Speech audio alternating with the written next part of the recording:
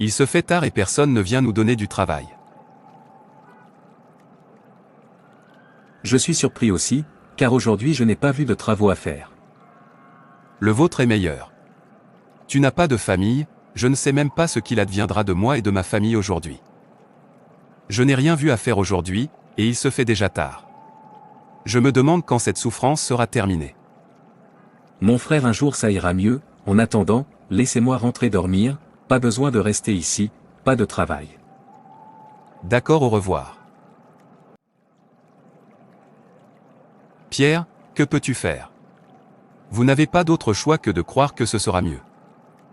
Quand Pierre dormira-t-il comme il veut, se réveillera-t-il et verra-t-il de la nourriture à manger, sans chercher quoi manger? Regardez les belles maisons et les voitures partout. Les propriétaires de ces maisons ne sont-ils pas dans le même monde difficile? Ou peut-être qu'ils sont sur une autre planète? Ouah! Voir celui-ci. C'est ce qu'il appelle une maison, pas cette chose dans laquelle nous vivons, qui n'a pas d'espace du tout. Quand pourrais-je avoir ce genre de maison et l'appeler mienne? Les gens qui ont ce genre de maison ont-ils des têtes doubles? Ou est-ce un crime pour moi de réussir dans la vie? Que se passera-t-il s'ils disent, Pierre possédait ce genre de maison et l'a fait dans la vie? Le monde va-t-il se briser en deux? Que se passe-t-il dans ce monde? Ce monde est injuste. Les riches s'enrichissent tandis que les pauvres s'appauvrissent. J'ai lutté pendant des années, mais rien n'a montré pour cela. Parfois, vous aurez l'impression que tout est contre vous. Vous ne saurez même pas si vous avancez ou reculez. La vie n'est pas juste du tout. Ce qui me surprend, c'est que certaines personnes le font encore et ont tout ce qu'elles veulent, au même endroit où je peux à peine me permettre de manger. Suis-je maudit ou quoi? Je commence à penser que je suis maudit. Veuillez m'excuser, monsieur. Oui, cherchez-vous un travailleur? Je veux vous dire que Jésus vous aime et veut que vous lui donniez votre vie. C'est l'abandon à Jésus, acceptez-le comme votre Seigneur et Sauveur personnel, demandez-lui d'entrer dans votre vie et de prendre le contrôle de votre vie. C'est pour ça que tu m'as arrêté? Tu as de la chance de ne pas être proche de moi car, je t'aurais donné une sale claque, tu ne l'oublieras jamais. Quand est-il devenu obligatoire de donner sa vie à Jésus? En fait, venez me forcer à donner ma vie à Jésus. Vous ne savez pas ce qui se passe dans ce monde. Comment celui qui n'a pas mangé depuis le matin peut-il donner sa vie à Jésus? Vous pensez que c'est facile parce que tout va bien pour vous. Je sais que la vie est douce pour toi. C'est pourquoi vous forcez les gens à donner leur vie à Jésus. Écoute, la vie n'est pas juste pour moi, alors éloigne-toi de ma vue avant que je ne te fasse regretter de m'avoir arrêté. Je suis désolé, monsieur, mais Jésus est la vie que vous recherchez. Il n'y a pas de vie sans Jésus. Vous ne pouvez trouver une vie facile que lorsque vous venez à lui. Il est la raison pour laquelle vous savez que vous avez une vie. Peu importe ce que vous avez dans cette vie, si vous n'avez pas Jésus, vous n'avez rien. Allez à lui. Ce n'est qu'alors que vous réaliserez qui vous êtes. Le but de ta vie. Ayez pitié de vous-même. Et écoute, si tu ne sais pas quoi faire de ta vie, va dormir. Si Jésus vous aimait, il n'aimait pas les gens comme moi. Et si tu ne disparais pas devant moi maintenant, je ferai en sorte que tu regrettes d'être né. Non-sens.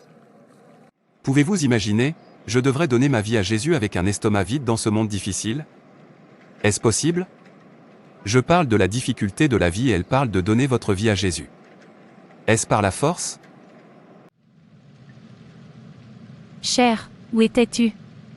La maladie de notre fils s'est aggravée et je l'ai emmené à l'hôpital, où le médecin a dit que je devais venir vous appeler, qu'il devait d'abord vous voir. Chahi. D'accord, je vais aller la voir, puis rencontrer le médecin, arrêtez de pleurer. D'accord chérie. Problème de la vie. Quand seras-tu fini? Veuillez conduire rapidement. Calmez-vous s'il vous plaît. Voulez-vous que je perde le contrôle? Dans la vie, vous devez y aller doucement et permettre à Dieu d'agir en premier avant vous. Si vous allez devant Dieu, vous finirez dans un pétrin. Je ne vous blâme pas parce que je suis entré dans votre voiture. Savez-vous pourquoi je me précipite là où je vais? J'ai dit mon morceau. Je prie pour qu'il n'arrive rien à ma fille. Mon cœur doux. Papa, bienvenue. Comment vas-tu maintenant? Je vais bien, papa. Ne vous inquiétez pas, tout ira bien. Laissez-moi aller voir le médecin. Il demande à me voir. D'accord, papa. Docteur, vous avez dit que vous vouliez me voir. Oui, vous devez déposer 300 $ avant que nous puissions commencer le traitement de votre fille. Docteur, je n'ai pas ce genre d'argent en ce moment. Commencez simplement le traitement. Laisse-moi courir et voir si je peux gagner de l'argent. Monsieur Peter, quoi que vous vouliez faire, faites-le très vite pour que je puisse commencer le traitement. Je ne peux pas commencer le traitement de votre fille sans que vous apportiez la moitié de l'argent. Docteur, n'y a-t-il rien que vous puissiez faire pour aider? Jusqu'à ce que j'obtienne l'argent, je ne peux pas me permettre de voir quoi que ce soit arrivé à ma fille. Elle est ma joie. Je ne peux rien faire. Monsieur Peter, je ne suis qu'un médecin, je ne suis pas le propriétaire de cet hôpital. Va juste chercher l'argent. Rien n'arrivera à votre fille. La vie est entre les mains de Dieu, pas des médecins. Nous nous soucions seulement, Dieu guérit. D'accord, je t'ai entendu, laisse-moi voir ce que je peux faire. Argent, vous m'avez assez insulté. Je ne blâme pas ceux qui font des rituels d'argent, c'est la frustration qui le provoque. L'argent est utilisé pour insulter les gens. Si vous n'avez pas d'argent, tout vous insultera. Cher, qu'a dit le médecin? Qu'est-ce qui ne va pas avec notre fille? Il a dit que je devrais apporter 300 $. Vous savez, je n'ai pas ce genre d'argent. Je veux dire, d'où devrais-je tirer ce genre d'argent dans cette situation difficile? Chérie, ne t'inquiète pas trop. Vendons quelque chose. Plus tard, nous le remplacerons. Puisque nous sommes encore en vie, par la grâce de Dieu, nous les récupérerons. Vous avez raison, c'est ce que nous allons faire. Vous savez quoi? Restez avec notre fille, laissez-moi partir et voir ce que je peux faire.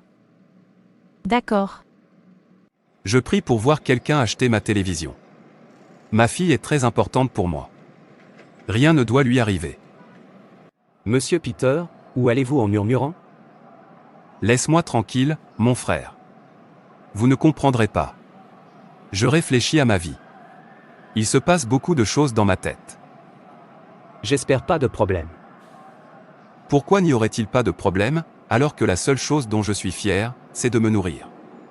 En dehors de l'alimentation, je n'ai rien d'autre à montrer en tant qu'homme. Regardez-moi, 300 $ ordinaires pour le traitement de ma fille. Je ne peux pas fournir, sauf si je vends une partie de ma propriété. N'est-ce pas honteux? Quel genre de problème est plus grand que la pauvreté? Mon frère, tu n'as pas de problème.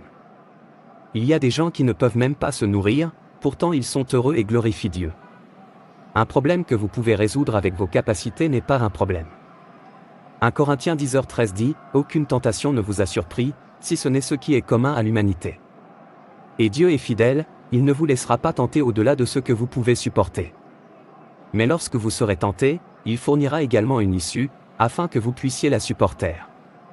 Comme vous pouvez le voir, vous avez quelque chose à vendre.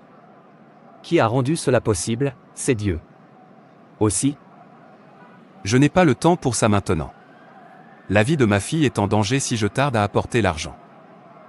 La vie de votre fille est entre les mains de Dieu. S'il a dit qu'elle mourrait, il n'y a aucun traitement qui lui sera donné, qui pourra la guérir. Et s'il a dit qu'elle vivra, priez pour de l'eau ordinaire et donnez-la lui, vous verrez qu'elle se rétablira. C'est pourquoi la Bible dit dans Matthieu 6 verset 27. Et qui de vous, en étant inquiet, peut ajouter une seule heure à sa vie? C'est pourquoi je vous le dis, ne vous inquiétez pas de votre vie, de ce que vous mangerez ou de ce que vous boirez, ni pour ton corps, quant à ce que tu mettras.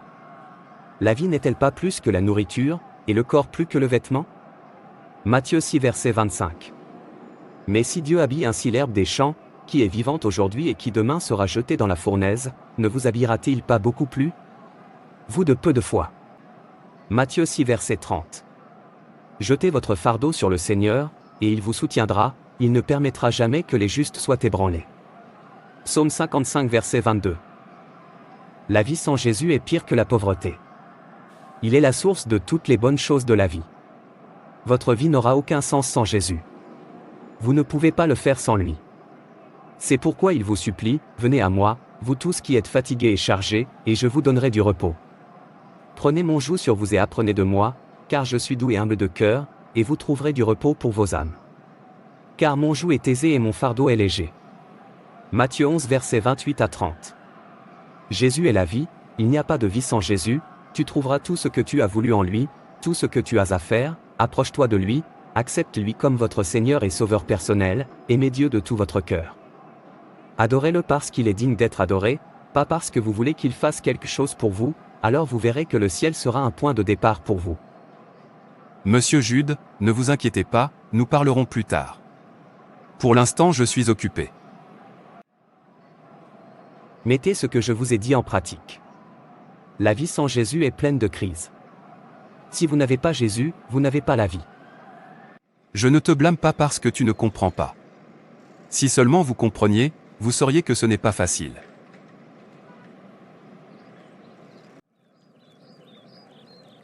N'est-ce pas Paul? Paul, que fais-tu dans ce manoir? Connais-tu le propriétaire? Monsieur Peter depuis longtemps. Réponds-moi, qu'est-ce que tu fais là? Ceci est une de mes maisons. Qu'est-ce que tu veux dire par là? Êtes-vous en train de dire que vous êtes le propriétaire de ce manoir? S'il vous plaît entrez, laissez-moi vous divertir. Est-ce que vous dites tranquillement, prenez tout de moi?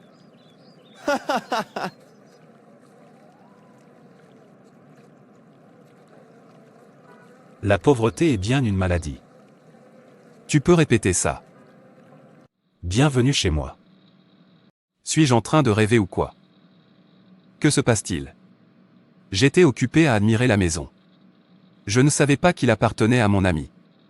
Que le monde est petit. Asseyez-vous, Monsieur Peter.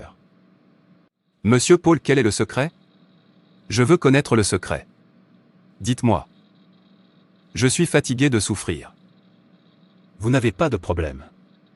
Tant que vous m'avez rencontré, votre pauvreté, vos souffrances et les douleurs que vous traversez sont terminées. Amen. C'est ça. C'est le langage que je veux entendre. En fait, votre miracle vient de commencer, l'argent vous suivra de haut en bas à partir de maintenant.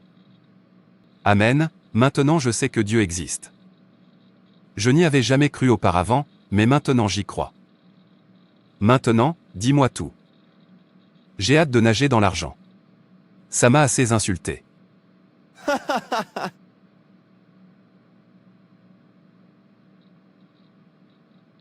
Calmez-vous, Monsieur Peter. Vous voyez dans cette vie, il faut ouvrir les yeux, bien, et dire ça suffit. C'est à ce moment-là que vous en avez assez de la pauvreté. Vous voyez, je suis fatigué, alors allons droit au but. Ne vous inquiétez pas, je vais vous y conduire. Il n'y a rien à faire, juste une petite introduction, et vous serez rendu. Allons là-bas.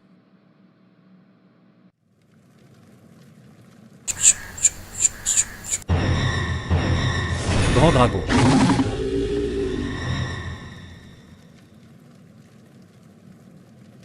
Maître, Pourquoi es-tu ici? maître, j'ai amené mon ami avec moi, aidez-le s'il vous plaît, il veut être comme moi. J'espère que vous lui avez dit qu'il n'y a pas de retour en arrière, une fois qu'il a mis le pied ici. Maître, ce n'est pas un problème, il est très désespéré et fera tout ce que vous lui demanderez de faire. Allez le faire entrer. Merci maître. Peter, vous pouvez maintenant entrer, rappelez-vous, pour vous mettre d'accord sur tout ce qu'il vous dira, c'est-à-dire si vous voulez gagner de l'argent. En fait, je ne perdrai même pas de temps pour être d'accord, c'est comme si tu ne savais pas combien j'ai souffert. Bon, entrez. Maître, Inclinez-vous devant le grand dragon qui déterminera votre destin. grand dragon, Il vous a répondu. Tu sacrifieras ta femme, et tu auras autant d'argent que tu voudras. Vous avez 3 jours pour le faire. ma femme, mon ami ne m'a jamais dit que je devais sacrifier ma femme. J'en ai fini avec vous. Vous pouvez maintenant partir, rappelez-vous 3 jours, ou vous mourrez. Tu ne m'as jamais dit que je devais sacrifier ma femme. Je ne veux pas tuer ma femme. Est-ce pourquoi vous criez? Vous avez dit que vous vouliez de l'argent, maintenant que vous avez vu de l'argent et que vous avez commencé à courir, soyez un homme, vous devriez savoir que quelque chose comme ça va arriver. Savez-vous combien de personnes j'ai tuées avant d'atteindre cette étape? En fait, je tue ma mère, ma sœur, et je vais encore en tuer d'autres. Quoi?